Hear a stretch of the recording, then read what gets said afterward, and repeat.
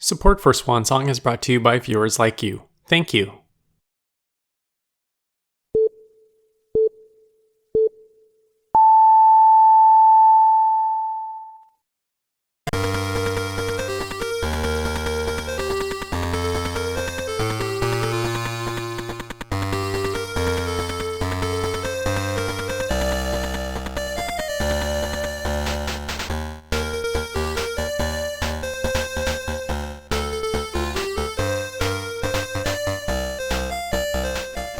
When I was first reading through the list of games I'd need to cover as part of this series, the name Digital Partner immediately led me down two different paths.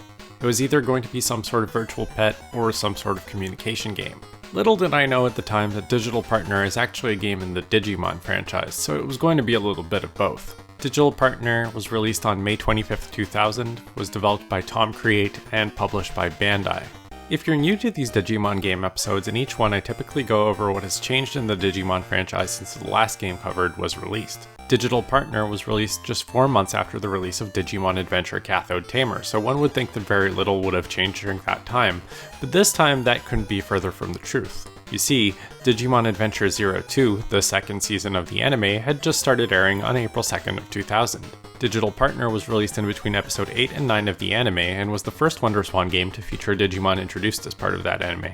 Digital Partner is a little communication game where you wander around File Island's various locations and talk to various Digimon, and occasionally engage in battle. As you travel these locations, you can befriend Digimon to train and battle with, but the way you get stronger or unlock new evolutions is done in a much different way than you traditionally would. Once you've chosen your partner Digimon, you can bring them back to your room, where you can input words from the game's 14 supported word categories to teach them. These words will go into your vocabulary deck, from which you are dealt 5 random words at the start of a battle. At the start of each turn, you'll be able to discard any number of them for a chance to draw that many words, allowing you to throw away lower value words in hope of higher value words which will deal more damage. Generally speaking, the longer the word, the more damage it will deal. Words can also be comboed together into a more damaging attack if you have a word in hand with either the same start or end sound. On defense, you're able to use words in your hand to either counter via the same rules as the combo system, or reduce damage by sacrificing any other word in hand. It wouldn't be a Digimon game without some sort of evolution, and the game offers 2 different evolution methods. Standard evolution occurs by building up a resource known as VP by taking damage during battle or using consumables. Once your Digimon's evolution VP threshold has been met, your Digimon will automatically evolve to its next stage. There are 4 evolution stages in total, and after a battle ends, your Digimon will automatically devolve to a lower stage. Stage 2 if you are in Stage 3, and Stage 1 if you are in Stage 4. Item evolution involves finding a specific evolution item in the game world, which will evolve your partner Digimon into a specific evolution and activating it during battle. I originally ran into emulation issues with the battle sequences in this game. They would just show up complete jumbled up garbage sprites.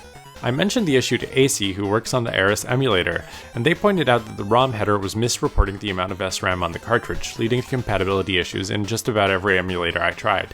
By patching the ROM header myself, I was able to play the game just fine, and it seems a fix will be implemented into next month's release of Ares for the handful of affected games. I don't really know what Bandai was thinking when they made this game. It's not really engaging or compelling in any way, but it makes a bit more sense in context. You see, I've been hiding something from you.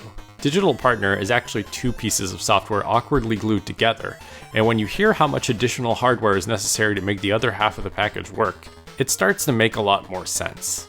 Digital Partner is actually a pretty on-the-nose title for what the other half of this release actually is: companion software.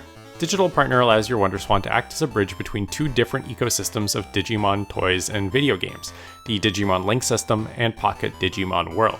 The Digimon Link system is the name given to an ecosystem of interoperable Digimon toys, primarily comprised of Digimon virtual pets and Digivices. At the time of release, this encompassed the original Digimon virtual pets, the revised line of Digimon Pendulum virtual pets, and the Digivice released alongside the original Digimon Adventure anime. Using an adapter made available alongside Digital Monster over WonderSwan, devices using the original 3-prong connector could connect to the WonderSwan's accessory port and communicate with compatible games. Pocket Digimon World is a PlayStation game built around Sony's Pocket Station, which is a battery-powered PlayStation memory card with an embedded LCD display and tiny controls. Many best-selling PlayStation games from 1999 onwards would feature mini-games that could be copied onto the Pocket Station, allowing you to interact with certain game systems while on the go, not unlike how Sega's Visual Memory Unit did 6 months prior. Rare were the games that fully revolved around the Pocket Station, but Pocket Digimon World essentially flips the idea on its head. The main game is actually played on the Pocket Station, and you would only connect to the PlayStation to take a handful of key game actions or for auxiliary fluff. Pocket Digimon World essentially allowed you to take your Pocket Station and transform it into a fully fledged Digimon virtual pet, which could fight through the in-game world to train itself to evolve into particular Digimon, or fight various other Digimon in hopes of unlocking contents for the Digimon World Museum, which can be browsed back on your PlayStation. One of Pocket Digimon World's features is the D1 Grand Prix, which is essentially a Pokemon Stadium-style 3D visualization engine for Digimon battles, and this is the feature the digital partner is made to feed into. First, you can transfer records of your Digimon from a Digimon Link System-enabled virtual pet or Digivice onto your WonderSwan via that 3-prong adapter. Second, you can register up to 6 Digimon to be transferred to Pocket Digimon World via the D1 option on the Digital Partners menu. Third, with the use of the Wonder Wave accessory, those registered Digimon can be transferred onto the Pocket Station via infrared. Once loaded onto the Pocket Station, connect it to your PlayStation running one of the 3 Pocket Digimon World discs, and they'll become available within the D1 Grand Prix feature. While incredibly cool in concept, one wonders how many Digimon fans back in the day had the complete setup for this to work at all. It's kind of ridiculous that you need at least a WonderSwan, a PlayStation, 1 compatible Digimon toy, 2 different WonderSwan accessories, 1 PlayStation accessory, and a copy of 2 different games on 2 different platforms for this to work at all. It's even a bit odd to me that the WonderSwan is implicated in this process, when it would be much simpler to just load Digimon toys with onboard infrared transmitters that could connect directly to the Pocket Station, or develop some sort of cable that could allow it to talk directly to a PlayStation.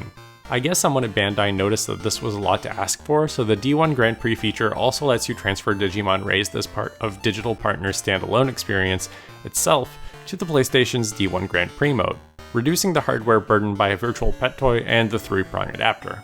It's still a lot, but at least it reduces the barrier of entry to what I suspect they wish they could have gotten away with selling on its own. Digital Partner was sold at launch for the low price of 3,200 yen, which makes it one of the cheapest pieces of WonderSwan software ever sold, and it kinda shows that Bandai knew it was a tough sell. The game is not particularly compelling on its own, and you can almost feel that they felt obligated to include it in the off chance that a misguided parent would end up buying this for their kid without knowing if they had all the required components to enable its main use case. Much like how Pocket Digimon World was an experience revolving around the Pocket Station, Digital Partner just doesn't have much of a point without a Wonder Wave.